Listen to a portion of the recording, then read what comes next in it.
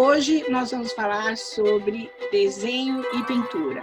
E para falar sobre isso, eu trouxe a minha amiga Lídia Schwartz. E eu gostaria, Lídia, que você se apresentasse. Eu sou formada em psicologia há cerca de 45 anos. Fiz toda a minha formação na PUC de São Paulo. E foi a coisa mais incrível da minha vida, porque eu fui descobrindo passo a passo o que eu queria. Fiz a minha formação, meu curso era de 6 anos, de período integral na época, então eu tive chance de estudar muito, conhecer muita coisa. E depois eu fiz um mestrado, né, em psicologia da saúde, e na Universidade Metodista, onde eu lecionei durante 37 anos. E depois, agora, há 10 anos, eu defendi o meu doutorado na USP, em psicologia clínica, né? E nisso eu fui encaminhando o meu trabalho, né, na área do envelhecimento, né, de um trabalho psicoterápico na linha junguiana, mas também com essa experiência de uma psicoterapia breve grupal com idosos. É um trabalho assim recente e é um trabalho que eu ainda me dedico bastante. E fui descobrindo esse caminho, né, a partir do professor Sandor, né, e de outros grandes mestres que eu fui encontrando, e fui descobrindo o que eu queria, né? O uso das técnicas expressivas, especialmente a pintura e o desenho, começou na minha vida. Eu não sou artista, nunca fiz um curso, fiz vários cursos, né, mas não um curso de arte e terapia, né, mas começou na minha vida pessoal e que foi se estendendo para a minha vida profissional. E todo o meu caminho foi nessa linha, né, de um chamado primeiro pessoal e depois o profissional. Hoje eu já não dou aula, né? Eu estou aposentada há cerca de 10 anos, e foi uma escolha só trabalhar na clínica, me dedicar mais à clínica, e faço coisas que eu gosto muito. Eu apresento análise de filmes, chamo ex-alunos, colegas, faço grupos de estudo, dou supervisão. Então, são escolhas de como eu quero, nessa fase da minha vida, continuar o meu aprimoramento, o meu crescimento e doar o que eu sei. Então, Lídia, eu gostaria de saber como foi essa sua jornada durante a sua vida, desde que você nasce até agora, como foi que você se transformou na Lídia terapeuta que você é hoje? Na verdade, né, na minha adolescência, eu sempre fui reflexiva, introvertida, e na minha adolescência o caminho que eu descobri sozinha, porque não tinha nada, digamos, de estímulo externo, foi pintar, né? Então eu ia para a garagem da minha casa e ficava o dia inteiro pintando, né? O que eu sentia, os meus conflitos, os meus medos de adolescente. Daí, no colegial, eu fiz um colegial num colégio estadual muito bom, e eu conheci filosofia. Mas a filósofa era muito interessada em psicanálise, então ela dava aula sobre psicanálise. E quando eu ouvi as primeiras aulas, eu falei, é isso que tem sentido na minha vida. Eu quero saber isso, eu quero conhecer e trabalhar com isso. Você veja, eu estou falando de 1965, 1966, a psicologia era recém-nascida no nosso meio, né? Tanto que não tinha a matéria psicologia. E daí eu decidi que eu ia fazer psicologia.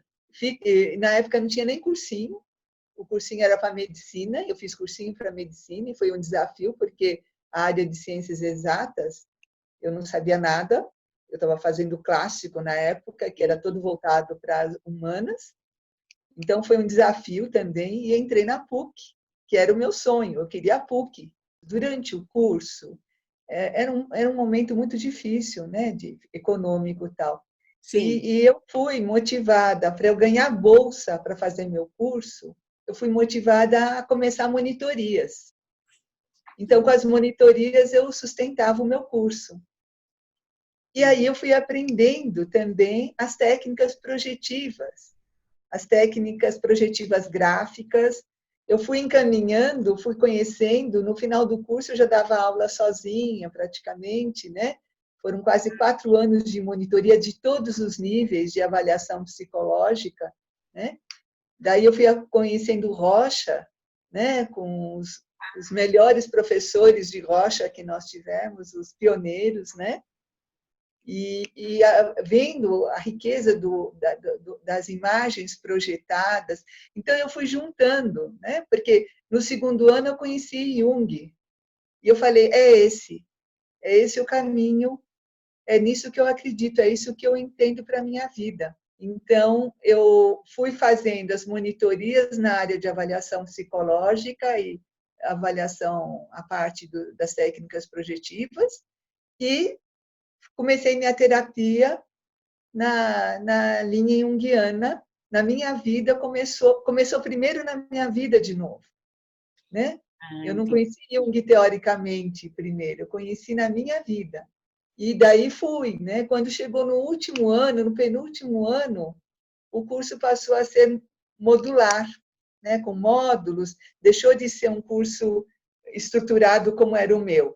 Então, eu fui fazendo o meu curso e, no paralelo, eu fazia os módulos que me interessavam, nos intervalos que eu tinha. E daí eu fazia todos os cursos que o Sandor oferecia nos módulos. Então, quando eu terminei a PUC, eu fui aluna do primeiro mestrado da PUC. O meu interesse na época era com o CAT, era análise de crianças, de irmãos, né, das histórias contadas pelos irmãos para as mesmas pranchas, tal. E quase no fim, eu estava para qualificar e eu estava com 2 bebês, né? Eu tive que escolher o que era mais importante na época. Então, eu perdi esse mestrado. Eu não consegui me dedicar e cuidei das minhas crianças, né? E daí, depois de 20 anos, eu fui convidada para fazer o mestrado na área da saúde com o Tolentino, o querido Ai, Tolentino. com o Tolentino. Daí, quando eu voltei, quando eu fui fazer o meu mestrado, eu já trabalhei com o Rocha, né? O meu mestrado, que deu, né, origem ao meu primeiro livro, é uma análise junguiana do Rocha. E aí eu tive uma pessoa também muito especial, além do Tolentino, que foi o professor Jaquemin, André Jaquemin, que trouxe a informação, me deu muita informação, me ajudou muito com o Rocha temático, né? Uma técnica nova e que foi, né, o meu trabalho de mestrado, né? Essa análise junguiana de algumas pranchas do Rocha, né? Então, eu fui mudando e integrando. E logo em seguida, em torno de 1990, eu iniciei um trabalho, comecei a Universidade Metodista iniciou a Universidade da Terceira Idade, né? E eu já estava estudando sobre envelhecimento com a professora Elvira Wagner há muito tempo, eu acompanhava o trabalho dela, né, o trabalho pioneiro dela, e eu fui trabalhar na universidade, nas oficinas de terceira idade. E aí comecei, né, o estudo, e o estudo do envelhecimento a partir de Jung. E eu trabalhava com um grupo de idosos, não idosos, na verdade, eles aceitavam a partir de 50 anos, então meia-idade e idosos. Mas cheguei a ter alunos com 84 anos. Né? Então, porque esse é o movimento que está acontecendo na Faculdade de Medicina, que é o surgimento do atendimento de pessoas com demência, ou seja, o atendimento de pessoas de mais de 65 anos num ambulatório de neurologia do comportamento. E é isso que vai transformar a questão da tal avaliação neuropsicológica para fazer a avaliação e, na sequência, começam os grupos de reabilitação cognitiva, né? Reabilitação neuropsicológica, que é o que você está fazendo, e eu vejo muito, eu acho isso tão interessante, que o psicodiagnóstico era dividido em duas partes, né? Uma parte que tem a ver com todo o processo de emocional, do desenvolvimento de personalidade, essa coisa mais psicológica, mas a gente tinha uma avaliação do cognitivo no psicodiagnóstico antigo, né? E aí o que acontece? Que você está trabalhando num campo muito mais do projetivo na faculdade, e eu estou trabalhando lá na faculdade de medicina, né? A questão mais do cognitivo.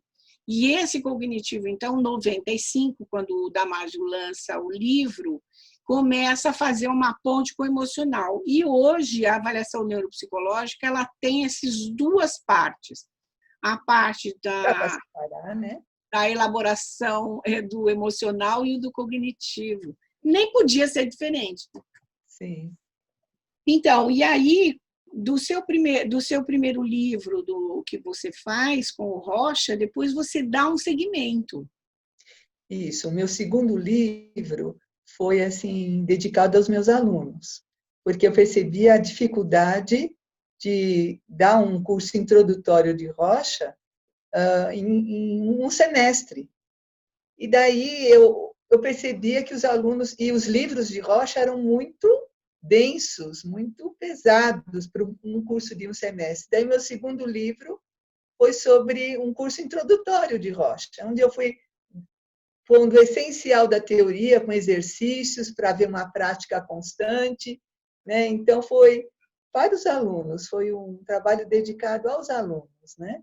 E daí quando eu pensei no doutorado, foi a partir da minha experiência com a terceira idade, né? Porque nesse trabalho de cerca de 10 anos com a Faculdade da Terceira Idade, que era de altíssimo nível, porque cada professor de cada área da Metodista ia dar o seu melhor. Então, o pessoal de jornalismo ia lá e ajudava, orientava para que os alunos fizessem um jornal da terceira idade. O pessoal da publicidade ia ensinar como fazer uma publicidade. Muito, muito interessante, né? Um trabalho assim diferenciado. E eu fui e levei o trabalho terapêutico, né? Levava argila, as telas, desenho, material de desenho e fotografia, trabalhava com o que era possível. E foi daí eu fui despertando que não tinha muito material de estudo, não tinha muita pesquisa. Eu comecei a fazer pesquisa e levar para congresso, né, os trabalhos com esses grupos, né? E aí foi dentro de mim foi construindo o que eu faria o doutorado, né? E daí eu levei o meu projeto para a USP, né? E consegui. Aí a professora Terezinha Moreira Leite, que foi excepcional comigo, me adotou, né? Porque em termos de Rocha, porque eu apliquei o Rocha no grupo, né? Para ter um critério de antes e pós terapia breve grupal. E dentro da linha junguiana, ela era uma das pessoas que se dispôs a me orientar. E daí que deu origem ao meu terceiro livro, que é sobre o envelhecimento, né? E as possibilidades de, utilizando principalmente a técnica, né, expressiva, os recursos expressivos, favorecer um crescimento, um desenvolvimento nessa fase da vida, né? E eu tenho sido solicitada a fazer trabalhos breves, né? Eu tenho alguns pacientes novos agora dessa fase, desde o início da quarentena, que vêm pedindo um trabalho breve. Existe essa necessidade de trabalhar um foco, até porque temos a noção de que é tudo muito finito, né? Sim. Então, não dá para ficar anos ou ficar remexendo. Mesmo que haja um foco que vai me orientar o meu trabalho breve, tudo está conectado. A psique é una. Então, eu mexendo um ponto, eu estou mexendo com o todo. a uma unidade, né? Às vezes o trabalho breve é considerado assim, ou superficial, para quem não conhece, né? Ou um trabalho meio secundário. E não é verdade, né? Porque é possível fazer um trabalho profundo, de muita qualidade, muito rico, e em cima de um foco. Então, é a evolução, né, que a gente vai observar, que começa lá nos anos 60, 10 anos depois, porque diz que a psicanálise chega no Brasil em 1950, né? Parece que é isso. Então, se você pensar bem, quando a gente vai para a faculdade na década de 60, 70, o que a gente vai ter é essas duas grandes linhas, né? Da psicologia analítica, da psicanálise e a questão das terapias do behaviorismo, né? Da terapia cognitivo-comportamental hoje. E aí, como que tudo isso foi evoluindo, né? E aí, como se foi construindo uma série de, entre aspas, preconceitos estabelecidos e como a nossa prática do dia a dia chega e vai lentamente modificando e integrando todas as coisas que vão surgindo no meio do caminho, né? E a mudança de olhar, porque o olhar diagnóstico, ele perdura sempre, Sim. né? Então, não precisa ter você tem um início de hipóteses, mas o olhar permanece, porque você está em constante avaliação durante Sim. o processo psicoterápico, né? E esse olhar, a gente não aprende na escola, não é na faculdade. É um olhar que você vai desenvolvendo, né? Então, porque tem a ver com aquilo que é a informação que a gente recebe, mas como é que a gente incorpora essas informações, transformando isso numa formação, digamos, desse olhar clínico, né? Que demora um tempo para que você desenvolva em você, mas que você Próprio, não dá para acelerar, tem um tempo próprio. tem um tempo próprio de aquisição. Bom, então vamos falar um pouquinho sobre como é essa as suas técnicas expressivas que você, depois de toda essa formação, você utiliza no consultório, que é o desenho e a pintura. Eu tive contato durante o final da universidade com a Clínica Tobias e conheci o trabalho deles com arte, terapia, tal, né? E fui vendo no consultório como que era o meu jeito de lidar com isso, né? Então você estava falando, às vezes o paciente traz um sonho que ele não consegue nem explicar, e tão confuso, e eu passei vamos desenhar o seu sonho. Sim. Ou desenhar ou pintar, eu sempre deixo todo o material à disposição, né? E fui observando, assim, na prática, como era valioso os insights, o diálogo que o paciente fazia consigo mesmo. Eu estava pensando outro dia nisso, e provavelmente devo ter errado muito, né? Porque naquele início, que foi um processo mais intuitivo de fazer esse tipo de trabalho, eu tinha uma preocupação de interpretar, assim, tenho que entender, tenho que interpretar o que está acontecendo, tal. E depois eu fui descobrindo, né, que não precisava interpretar, que o paciente, o importante era esse diálogo com os próprios conteúdos, com as próprias emoções, né? E eu estava ali acompanhando esse diálogo. Então, isso foi uma descoberta no caminho. Então, todas essas experiências foram, né, assim, trazendo sinais de que caminho rico que era esse, né, de propiciar ao paciente, seja a partir de um sonho, a partir de um sentimento, uma emoção, dele iniciar esse diálogo com ele mesmo. E que eu não era uma espectadora, eu era uma participante, mas que era uma participante conectada, mas que não tinha essa questão, não tinha que teorizar, não tinha que interpretar, né? Que eu vejo a ansiedade dos jovens terapeutas que eu supervisiono também, de ter que falar alguma coisa, porque ele não está conseguindo ficar conectado nesse diálogo. né? É. E assim, é muito interessante como cada paciente vai escolhendo o recurso que mais tem a ver com ele também. Seja o desenho só com lápis preto, seja só com carvão, seja com lápis de cor, ou giz de cera, ou tinta. Assim, qual o recurso que é mais confortável para se expressar. E a gente vai descobrindo, né, como você diz, assim, lentamente, no seu trabalho de busca, você vai integrando, né, as imagens refletidas do Rocha ou desenhadas do HTP ou vistas pelo CAT ou pelo TAT.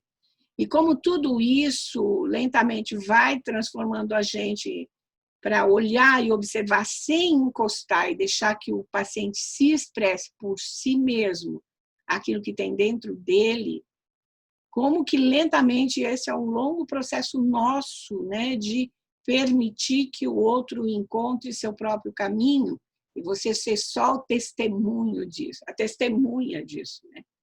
Usando, de uma certa forma, todo esse conhecimento que a gente tem dentro da gente, que elaborou, né, incorporou, para conseguir como que ajudar que o processo aconteça. Agora, nesse trabalho online, né, dentro da quarentena, eu tenho tentado. Então, por exemplo, eu tenho uma paciente que conseguiu comprar tela e tinta e durante a sessão fica com esse material se ela tiver vontade de usar. Outros pacientes estão deixando papel, lápis colorido, se tiver vontade também. Daí me mostra o desenho, a gente vai... Há limites, lógico, né?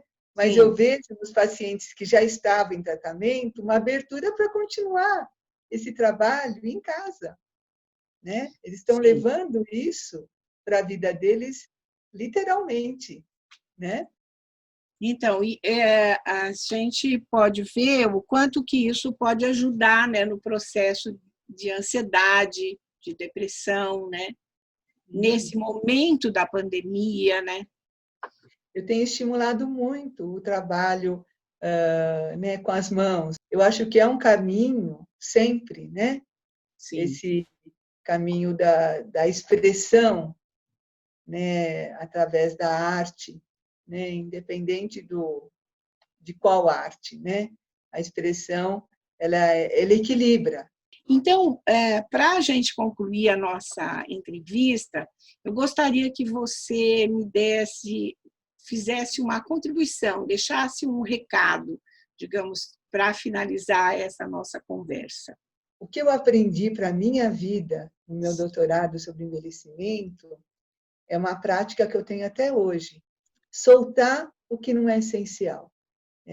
Começou esse exercício de desapego e eu acho que isso veio me fortalecendo pessoalmente e profissionalmente. Eu acredito que tanto, né, as pessoas das minhas relações pessoais quanto meus pacientes, supervisionandos, né, captam isso.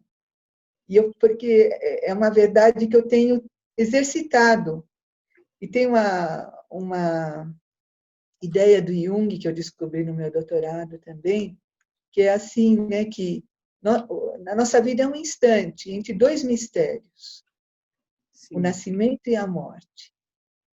Então, sabemos que essa última fase é a última,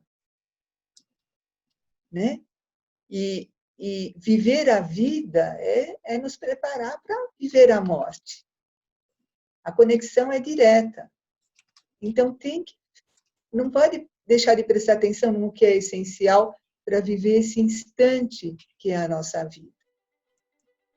E esse momento da pandemia, nós estamos exatamente nesse ponto, todos nós, independente da faixa etária. Então, a gente não sabe, né? A pandemia traz essa questão do essencial, né? E de como eu estou desapegada para esse enfrentamento. Então, Lídia, eu agradeço demais a sua participação, foi maravilhosa. Então, e eu gostaria que você deixasse, então, como é que a gente entra em contato com você? A forma mais fácil é pelo WhatsApp, 99415 2961. Tem o e-mail, mas eu acho que o WhatsApp é mais ágil. Isso, mas o e-mail é lidia.schwartz@uol.com.br. Então, Lídia, quero agradecer demais a sua participação maravilhosa. Gostaria de contar com você para mais outras entrevistas de muitas coisas que você disse hoje, que me deixou assim, morrendo de vontade de ficar conversando e não temos como... Podemos, claro. E eu espero que todos tenham gostado dessa entrevista, que curtam, então, esse vídeo e se inscrevam no nosso canal, aguardando as nossas próximas entrevistas, e até lá!